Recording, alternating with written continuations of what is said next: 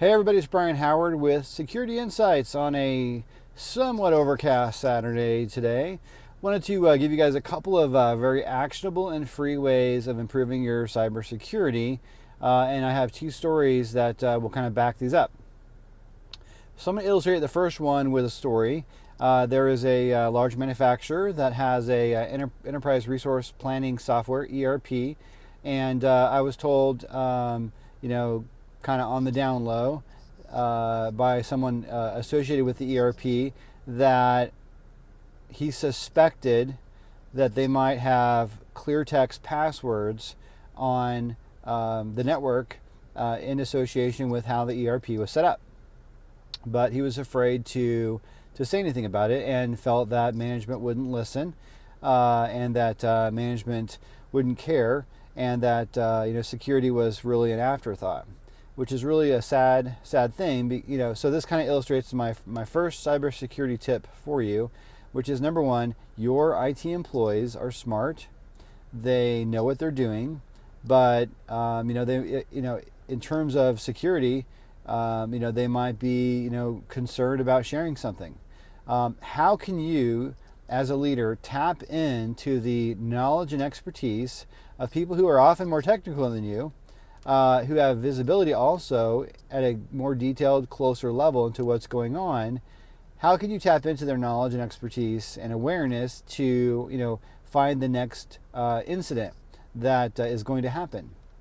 Because most incidents that happen, someone knew something.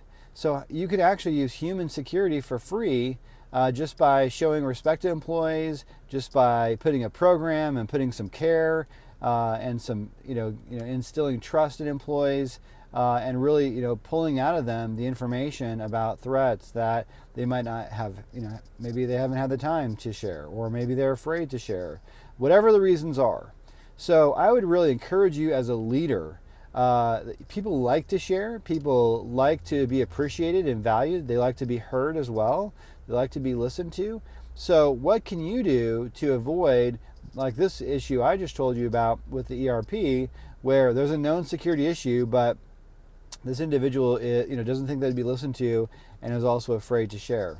You can actually really get ahead of this issue. So that's number one: is use your IT employees, build a program. I have some ideas for you if you want to ask me personally. I have several ideas of how you can easily do this for free.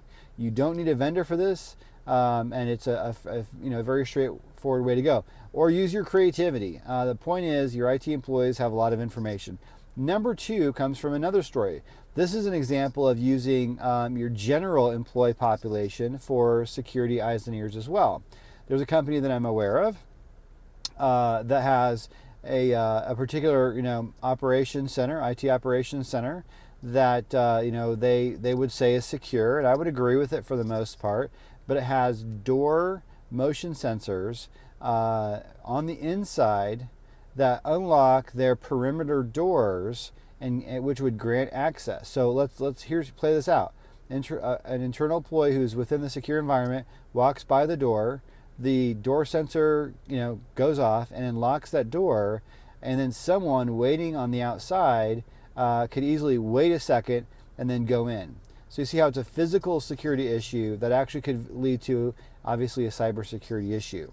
How do we tap into ideas and knowledge and insight of our general employee population base to let us know about insecure areas like that? That happens to be physical security, but you and I both know that physical and cybersecurity bleed over all the time.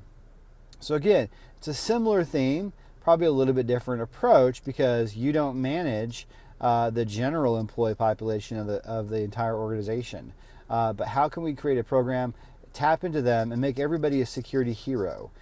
Celebrate the feedback that we get through that type of outreach, and really make a big deal out of it and make our organization safer. So with that, this is Brian Howard from Security Insights, encouraging you to tap into IT employees and general employees as well to help you secure your organization. Thank you very much.